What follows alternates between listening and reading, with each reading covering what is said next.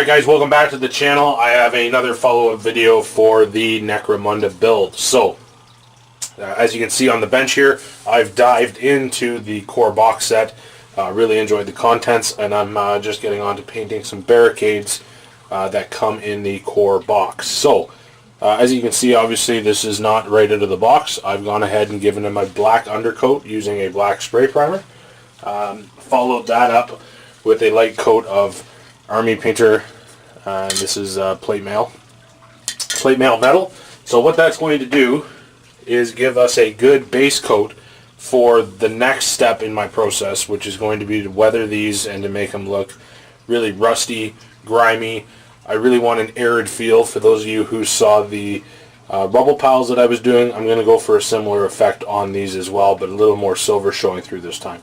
So very simple process. I'm going to use the airbrush. I'm going to lay the colors on nice and thin. I'm going to use 3 different colors. I got a chocolate brown, a red leather, and then whatever this is here, an orange brown. I want there to be some variation in color to give it some depth. Following that, once I lay those colors on, I'm then going to go through with some alcohol, just cheap rubbing alcohol from the dollar store actually. In this case, this is the product I'm using. I'll use a Q-tip or a sponge.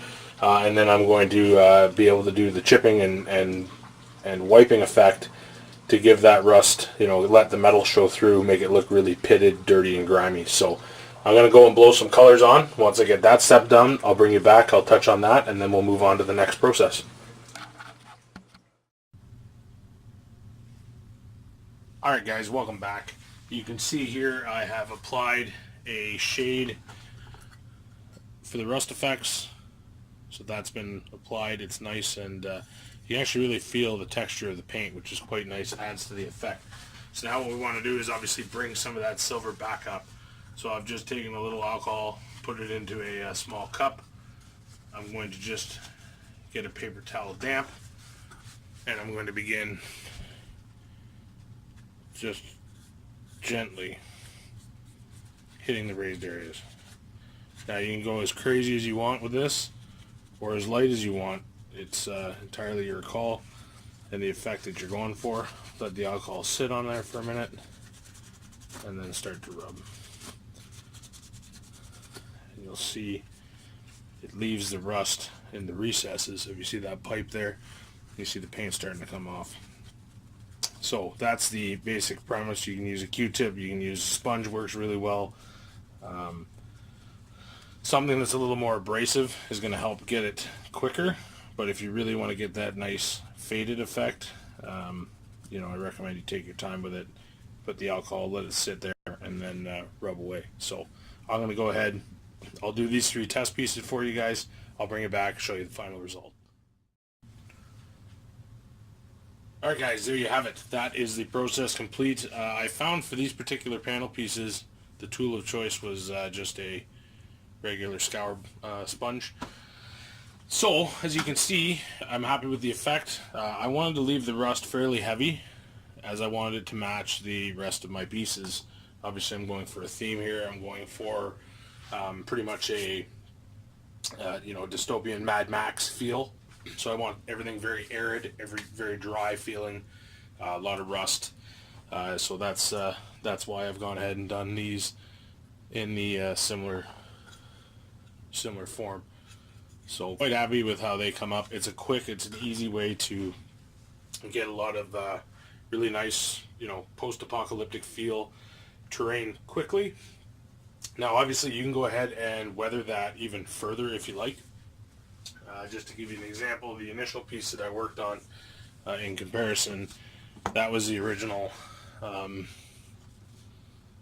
piece here. So as you can see, I added a few more details, and it's a little darker. It's been heavily washed. I liked that, but I preferred the arid feel for Necromunda. I wanted that real urban, dirty, gritty feel, and I'm much happier with the dry, almost pastel look of the pieces. So that's a very quick video just to show you how to get your barricades up to snuff.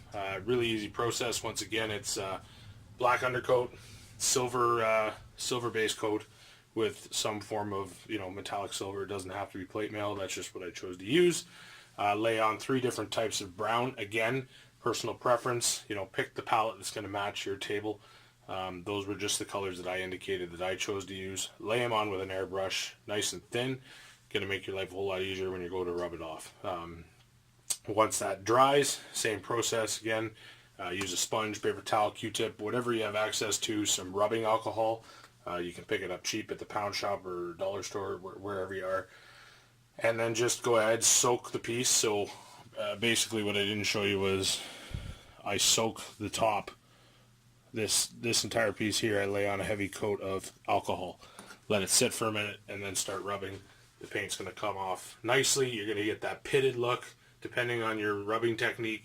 Again, play with it. You're going to get the feel for it. It gives you an excellent effect. So, hope you found this video useful. If you did, like, comment, share, subscribe, all that fun stuff. And we'll catch you back with another Necromunda video very soon.